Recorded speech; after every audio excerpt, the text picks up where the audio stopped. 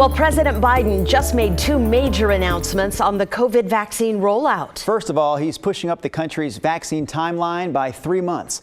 The president now says that every U.S. adult will be able to get vaccinated by the end of May. And his second announcement is about teachers. He says he wants them to move up in the line. In Oregon, of course, we've seen educators already moved up in the line. Now, the state of Washington is making its teachers eligible for the shot immediately. Governor Jay Inslee made that announcement just hours after President Biden called for states to do more. And it did come as a bit of a surprise to school districts in Washington.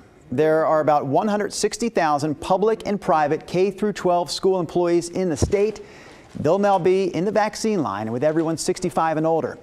Doctors did add more good news to this, though, by saying the supply chain is getting better week by week. It is still mainly a supply issue and a distribution issue. And it's great that we're actually seeing enough supply being increasing so that we can expand our horizons about how we vaccinate and to whom gets vaccine. The Washington Department of Health says teachers will primarily get their shots at pharmacies, which have partnered with the federal government to create a nationwide network of vaccine sites. Coming up in our next half hour, Bryant Clerkley will join us live from the new vaccination sites opening up in Clark County a little later this week. In the meantime, here in Portland, the vaccine site at the Oregon Convention Center has changed a bit. It moved to a larger space inside the exhibit hall. This is video as people there got shots yesterday. Moving locations is supposed to make the vaccination process more convenient. The exhibit hall is closer to the parking garage, so folks don't have to walk quite as far. Hey, all right, well, getting an appointment, though, is still a struggle. Going online has been frustrating for a lot of folks, so many are calling 211 for help. That's Oregon's COVID hotline. This week, though, they've had such a high volume of calls with more people eligible, they've had to shut down the line at times.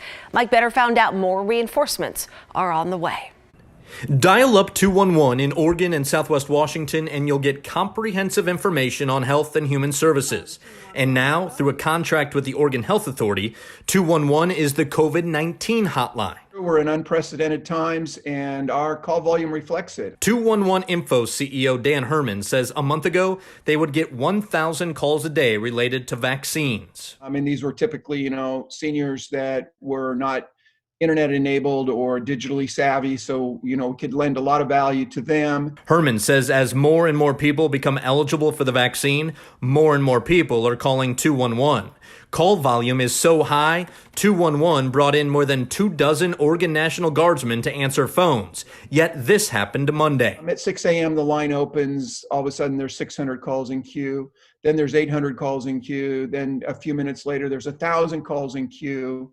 By about 9 a.m. yesterday morning, Monday, we determined that we need to shut the line down. It's bigger than us. Same thing happened Tuesday. If you don't call 211 early, it's likely you'll get a recording. Due to our current callback volume, we are unable to accept any more incoming calls today. I would encourage people to listen really intently to our phone tree because there will be an option pretty early to leave your contact information. If you leave that contact information, we will get back to you. Herman says the goal is to return calls within 24 hours, but he's hoping that's not even necessary in the coming days. Herman says another 32 Oregon National Guardsmen should be answering phones by early next week. In Portland, Mike Benner for KGW News.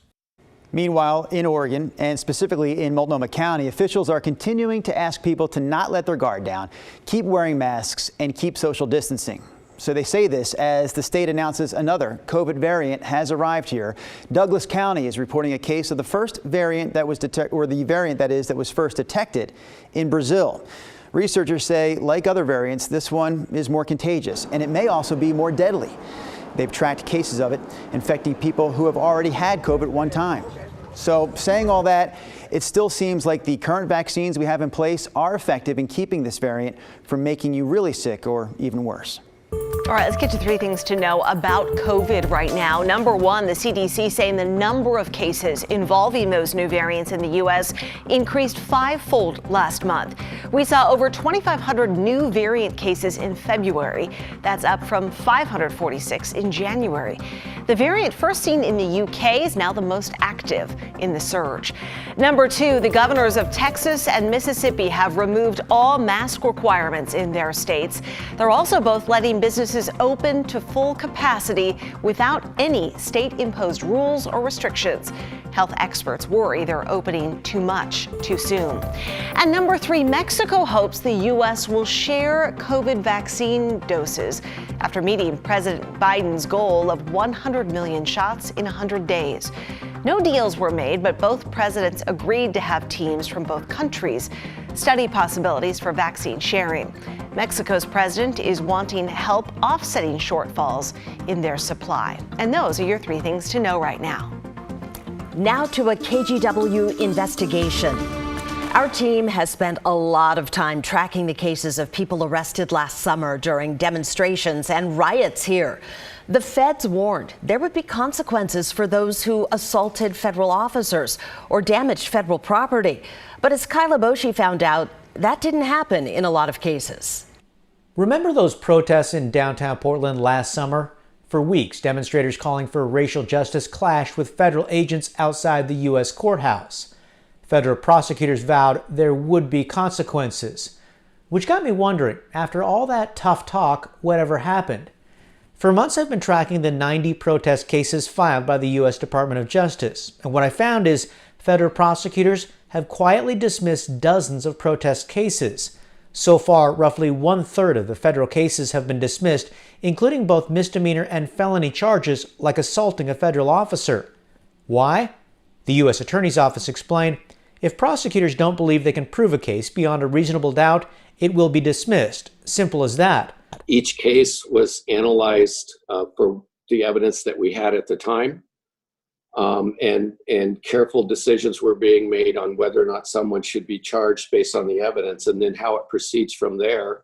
If there's either new evidence that has developed or an appropriate resolution of the case. But a law professor and others explain there's more to it.